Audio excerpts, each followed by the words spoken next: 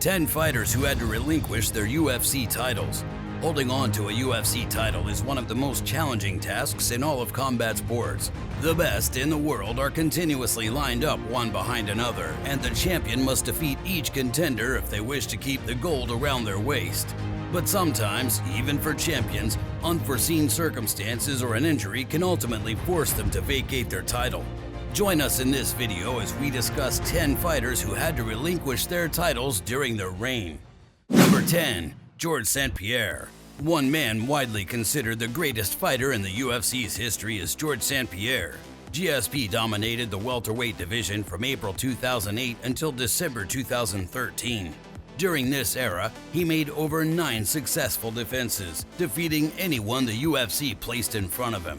However, after his 9th defense against Johnny Hendricks, GSP decided he could no longer cope with the intense weight cuts at welterweight.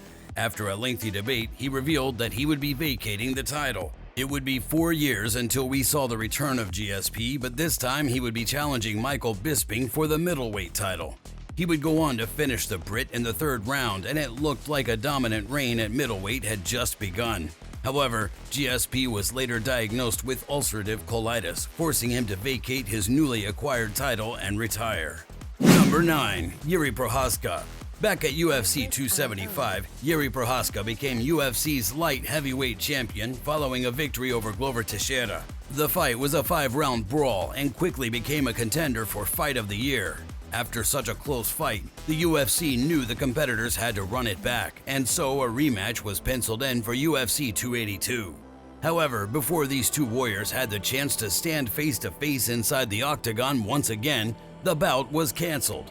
News broke that Prohaska had suffered a severe shoulder injury. Doctors suggested the champ could be out for up to 6 months, ultimately leading Yuri to vacate his belt as he didn't want to hold up the division, a remarkably selfless act. Number 8. Conor McGregor. The UFC's first champ and Irish king Conor McGregor will undoubtedly go down as the man who changed the game of MMA forever. After finishing Jose Aldo to become the featherweight champion in 2015, McGregor went on to chase a 2nd title. This led to back-to-back fights against Nate Diaz before he was offered the chance to face off against Eddie Alvarez for the lightweight strap. After finishing Alvarez and becoming the double champ, McGregor became a legend, but he had held up the featherweight division for over a year and a half. After a debate with the UFC, the Irishman eventually agreed to relinquish the featherweight title as it was clear he had no intention of returning to defend it. Yet McGregor wouldn't defend his lightweight title either. Instead, he abandoned the idea of fighting any contender to pursue a boxing match with the undefeated Floyd Mayweather.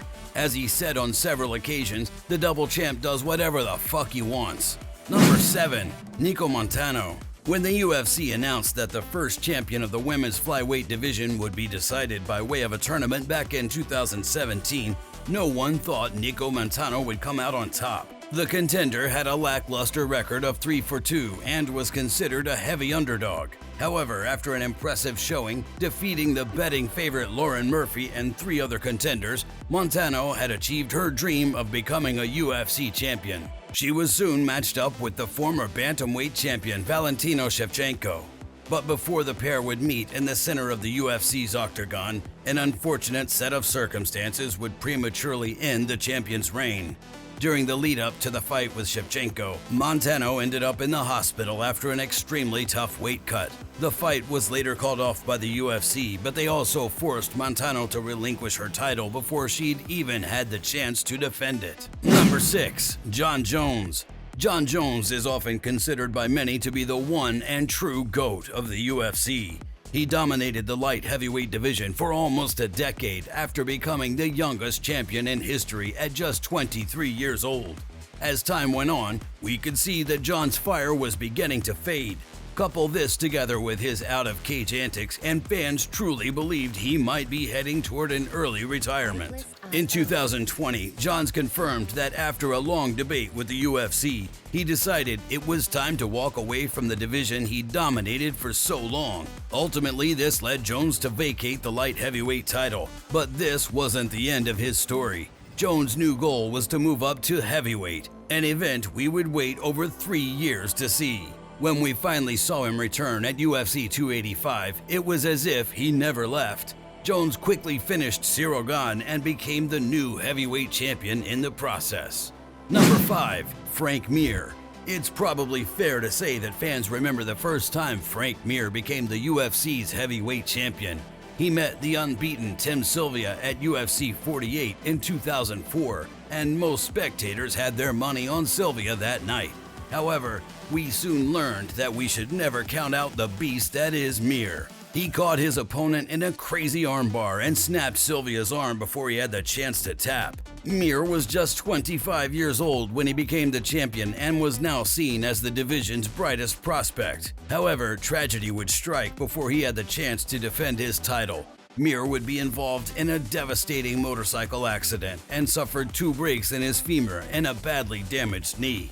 Unfortunately, this injury would keep the champ out for an extended period, and he had no choice but to vacate the belt. We would see the former champion return to the top at UFC 92, where he smashed Antonio Nogueira to claim the heavyweight title for the second time in 2008. Number 4. Henry Cejudo. At UFC 277, Henry Cejudo did the unimaginable when he dethroned the longtime flyweight champion Demetrius Johnson during their highly anticipated rematch. Cejudo went on to defend his title against Dillashaw, where he finished the contender in just over 30 seconds. Following this victory, the UFC decided that Cejudo had earned the opportunity to move up and challenge Marlon Moraes for the bantamweight title. After he finished Moraes in the 3rd round, he joined the list of prestigious fighters who could call themselves the champion of 2 divisions. He later met Dominic Cruz back at UFC 249, who he brutally finished with a knee in round 2.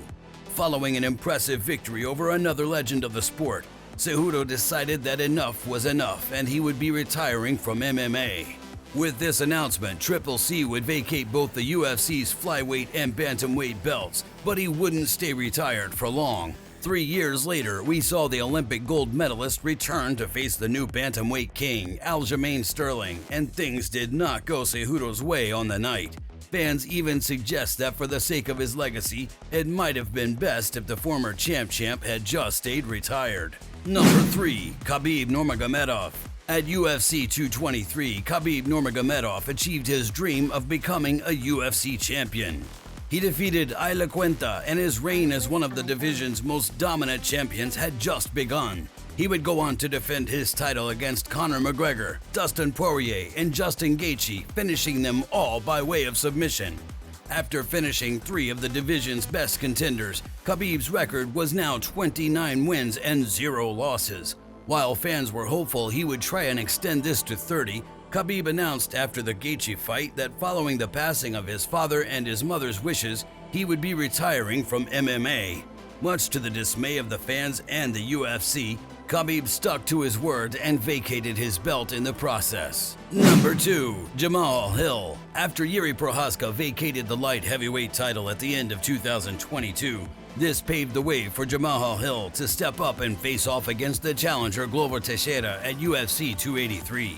After 5 rounds of what some would consider a beatdown on Teixeira, Hill managed to secure a decision victory and take home the light heavyweight gold. In the months after the fight, Hill was adamant that Prohaska should be next in line, and he was prepared to wait for the check to get back to 100%. We were likely only a few months away from the fight's initial announcement when, out of nowhere, Hill ruptured his Achilles during a basketball game. This forced Hill to make a tough decision, but just as Yuri had done in the previous year, now Hill would also vacate the title so as not to hold up the division. It's thought Hill's ruptured Achilles will require surgery. We may not see him return until mid-2024. Number 1. Daniel Cormier. Between 2015 and 2018, Daniel Cormier was one of the most dominant figures in the promotion. Cormier claimed his first title at UFC 187 after finishing Anthony Johnson with a rear naked choke. DC would go on to defend his title 3 times before eventually moving up to challenge Stipe Miocic at heavyweight. Cormier went on to finish Miocic via a brutal TKO at UFC 230 in 2019, becoming a champ in the process.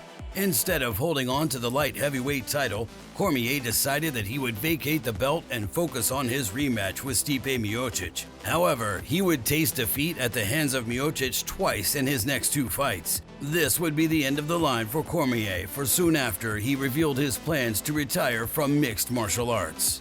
And that's the end of our videos on 10 times UFC fighters relinquish their titles. Are you surprised by some of the names on the list? And whose early retirement shocked you the most? Let us know all your thoughts in the comment section below. If you'd like to see more videos like this, then subscribe to our YouTube channel, MadAboutMMA, for multiple uploads each week. Thanks for watching, and see you all next time.